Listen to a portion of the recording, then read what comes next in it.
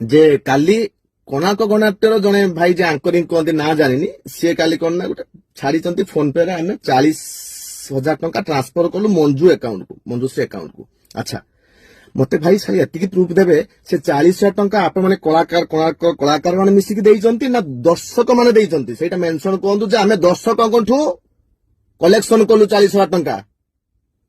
କିଏ କଳାକାର ଗୋଟେ ଆପଣ ବାପି ପଣ୍ଡା ଆସି କାଲି କଣ କହିଲେ, ମଞ୍ଜୁଶ୍ରୀଙ୍କର ଶରୀର ବହୁତ ଖରାପ, ଆମେ ସେଥିପାଇଁ ବହୁତ ଦୁଃଖିତ ଅଛୁ, ଆମେ ଚେଷ୍ଟା କରୁଛୁ।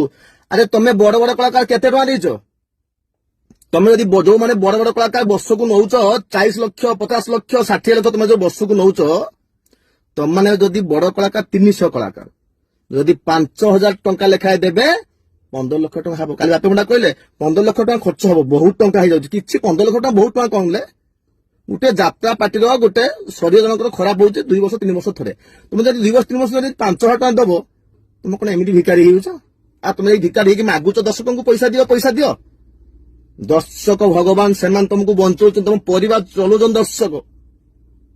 ଆଉ ଇଏ ଯୋଉ ମଞ୍ଜୁଶ୍ରୀଙ୍କ ଦେହ ଯୋଉ ଭଲ ହବ ସେଇ ଦର୍ଶକ ବଞ୍ଚେଇବେ। ତମେ କଳାକାର ବାପି ପଣ୍ଡା, ଗୌର ଦାସ, ଦୈତାରୀ ପଣ୍ଡା କେତେ ଟଙ୍କା ଦେଇଛ ଟିକେ ସୋସିଆଲ ମିଡିଆ ଛାଡିବ, ତମେ କେତେ ଟଙ୍କା ଟ୍ରାନ୍ସଫର କରିଛ? ସାହାଯ୍ୟ କର, କଳାକାରକୁ ସାହାଯ୍ୟ କରୁ। ସବୁବେଳେ ଦର୍ଶକଙ୍କ ପାଖରେ ହାତ ପତାଅନି। ଦର୍ଶକ ମାନେ ଅଛନ୍ତି, ଆହୁରି କିଏ ଗରିବ ଲୋକ ଅଛନ୍ତି, ଗରିବ ଯୋଉମାନେ ଅଛନ୍ତି ସେମାନଙ୍କୁ ସାହାଯ୍ୟ କରିବେ। ତମେ ଯୋଉ ପଇସା ନେଇ ଘରେ ରଖିବ, ଯଦି ଭୁଲ କହିଥା ମତେ କ୍ଷମା କରିବେ। ଜୟ ଜଗନ୍ନାଥ।